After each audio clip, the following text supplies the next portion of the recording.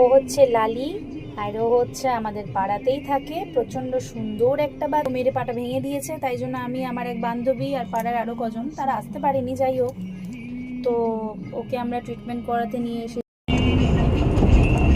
আগে আমরা ওর পায়ে ওখান দিয়ে ব্লিডিং হচ্ছিল, ওটা ব্যান্ডেজ করিয়ে দিয়েছে ওরা খুব ভালো করে।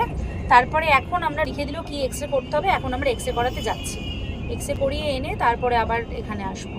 আর এখনো চুপ করে শুয়ে আছে তো এক্সরেটা, তো ওইটাতে সপ্তাহ ধুয়ে আসছে। আমি সবাইকে আপডেট দিয়ে দিচ্ছি, ভিডিও করে একদম ঠিক পাঠিয়ে দিলাম, বিশাখাকেও পাঠিয়ে।